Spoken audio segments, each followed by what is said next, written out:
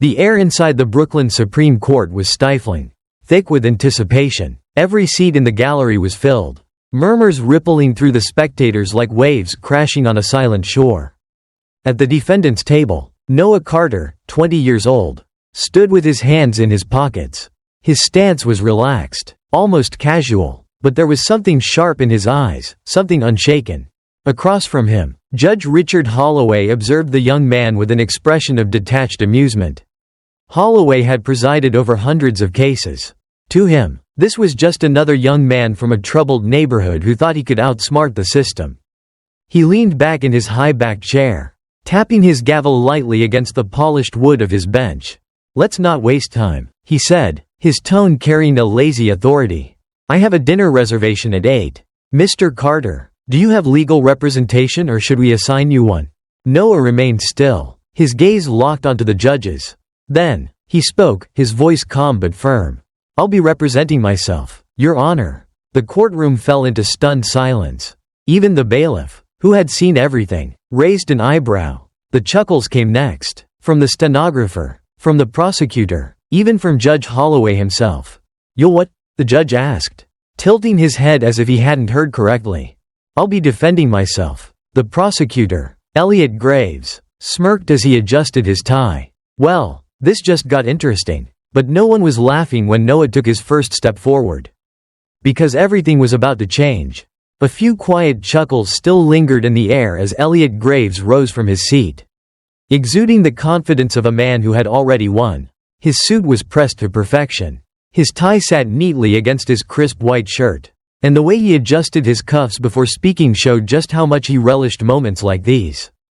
"Very well," Graves said smoothly, addressing the jury. "I suppose we'll be in for quite a show today." He turned to face them fully, pacing in front of the jury box with the ease of a man who had walked this path 1,000 times before. "Ladies and gentlemen," he began, voice measured, "the case before you is simple. The state will prove, beyond a shadow of a doubt, that the defendant, Noah Carter, was caught in possession of a stolen artifact, a 16th-century golden chalice worth over $500,000. A murmur rippled through the spectators. A historical artifact, far more than just an expensive car. The gravity of the accusation sank in immediately. Judge Holloway sighed, rubbing his temple. "Get to the point, counselor." Graves smirked, continuing, "The defendant was caught leaving the New York Historical Museum after hours. The museum's security cameras recorded a figure matching his description sneaking through the restricted archives. Furthermore, when officers attempted to apprehend him, he attempted to flee through the back entrance before being subdued. His fingerprints were found on the display case that housed the chalice. And security footage from earlier that day shows him near the exhibit. The evidence, ladies and gentlemen, is overwhelming." The courtroom buzzed again. On the surface, it sounded airtight. A stolen artifact, a break-in, running from the police. Noah still didn't blink. Judge Holloway turned to him. Expression unreadable. "Your response, Mr. Carter?" Noah exhaled slowly, finally removing his hands from his pockets as he stepped forward. "First, let's establish some facts," he began, his voice steady. "The prosecution claims I was seen inside the museum after hours. I'd like to ask, did any witness actually see me take the chalice?" A brief pause. Graves barely hesitated before responding. "The artifact was discovered missing just an hour before your arrest. You were inside the building. That alone." "That's not what I asked." Noah interrupted smoothly. "Did any security personnel or witness actually see me take the artifact?" Graves clenched his jaw. "No, but..." Noah turned to Judge Holloway. "Your Honor, I move to strike any statements implying I was caught stealing the chalice. If no one actually saw me commit the crime, the prosecution is misleading the jury." Holloway exhaled through his nose. Sustained. "Stick to the facts, counselor." A shift in the room. Small, but noticeable. Graves tightened his grip on his papers before pressing forward. "Fine," he said, his smile fading slightly. "Then let's talk about the security footage. Shall we? You were seen inside the museum after closing hours. You ran from security. That alone proves." Noah took another step forward. "Your Honor, I'd like to submit a motion to obtain the complete museum security footage from that night, including timestamps." A flicker of irritation crossed Graves' face. That's irrelevant. We have testimony from security officers who. That's interesting, Noah said, eyes sharp, because I've already reviewed the incident report. And nowhere does it mention the full footage being submitted as evidence. Now, the murmurs in the courtroom grew louder. Holloway narrowed his eyes. Counselor Graves, do you have this footage? Graves hesitated, a fraction of a second. But it was enough. No's lips twitched into the ghost of a smirk. I'll take that as a no. The shift became more pronounced now. Even the jury noticed. Graves was losing control. The shift in the courtroom was undeniable. The murmurs in the gallery had grown louder. The jury exchanged glances. Even Judge Holloway's amusement had begun to fade, replaced by something more guarded. But Noah Carter wasn't finished. He took another step forward, his posture unwavering. Let's continue with the evidence, he said, voice steady. The prosecution claims my fingerprints were found on the display case of the golden chalice. That's true, but let's ask a simple question. Does touching something make you a thief? A few jurors frowned, clearly intrigued. Graves quickly flipped through his notes. Your fingerprints were the only ones found on the glass. Mr. Carter, that alone. Objection, Your Honor. Noah cut in. The prosecution is misleading the jury. Did forensic investigators check for other fingerprints? Or did they stop after finding mine? Judge Holloway turned to Graves. Counselor? A muscle in Graves' jaw twitched. The investigation focused on the defendant because he was caught at the scene. So they didn't check, Noah said, turning back to the jury. Let's be clear about that. The first real crack had formed in the prosecution's argument. And Noah wasn't about to let it close. He reached into the folder he had brought with him and pulled out a printed document. Your Honor, I'd like to submit into evidence the security logs from the museum's alarm system. Graves stiffened. Judge Holloway leaned forward. Proceed. Noah stepped closer, holding up the report. According to the museum's own records, the security alarm was deactivated at exactly 10:17 p.m. However, I was detained at 10:41 p.m., 24 minutes later. If I had stolen the chalice, why would I still be inside the museum almost half an hour later? Now, the murmurs in the courtroom turned into a low rumble. Graves opened his mouth, but Noah didn't let him recover. Furthermore, Noah continued, flipping to another page. The alarm logs show that at 10:15 p.m., 2 minutes before the system was deactivated, an employee's security badge was used to access the restricted archives. That badge belonged to none other than, he turned the paper toward the courtroom, William Phelps, the museum's head curator. The gasps were audible now. Graves slammed his folder shut. This is pure speculation, is it? Noah raised an eyebrow. Because I happened to have a statement from a night security guard who reported seeing Mr. Phelps lingering near the archives well after closing time. Something that was conveniently left out of the original report.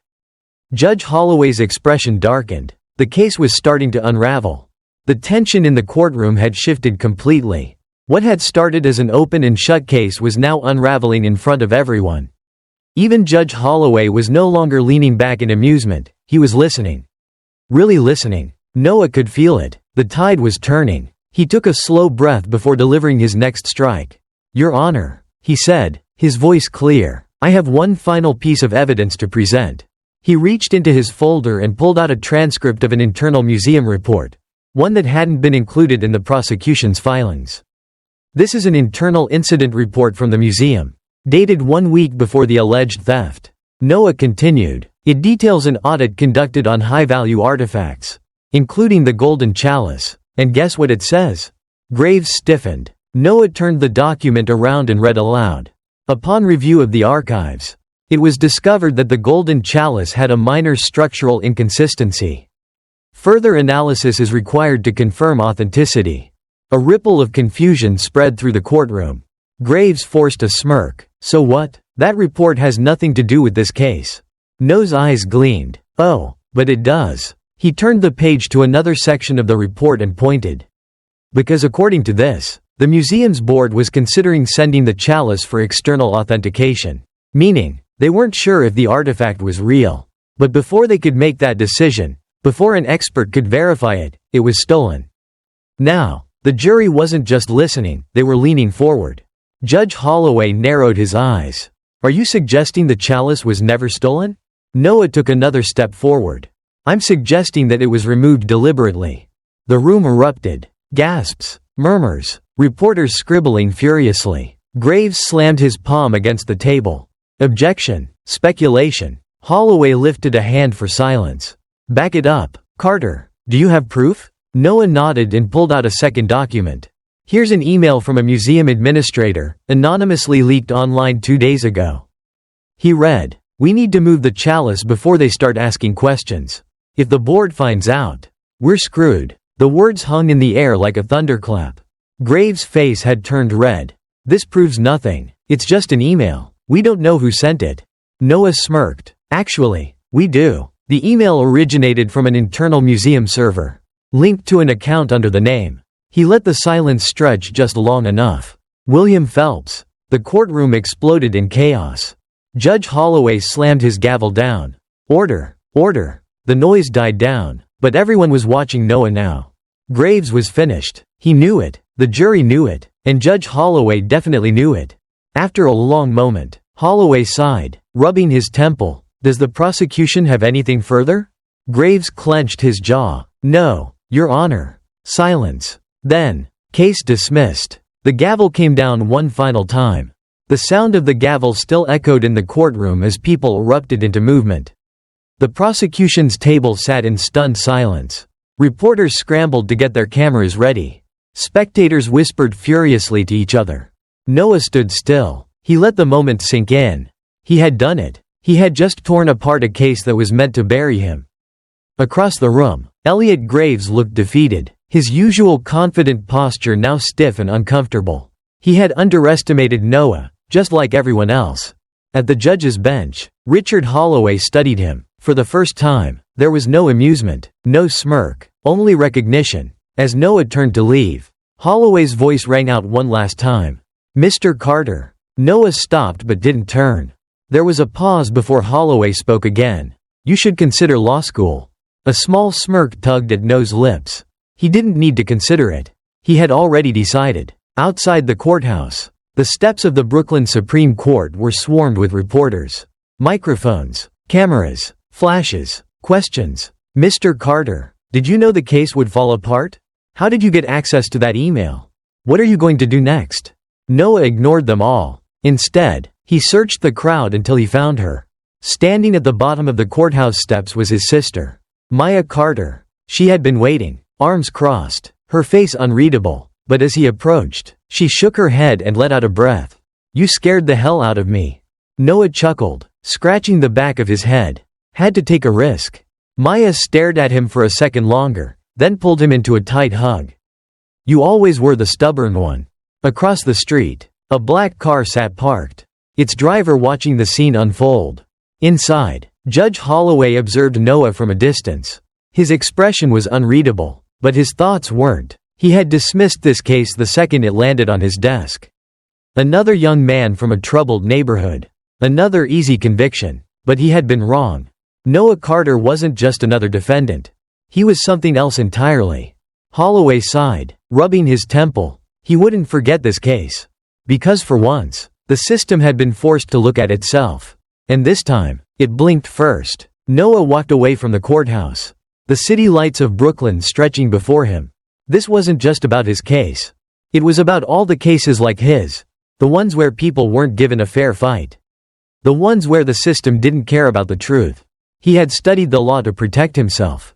Now, he was going to use it to protect others. The next time he stepped into a courtroom, he wouldn't be the defendant. He'd be the attorney. And when that day came, he wouldn't be the only one.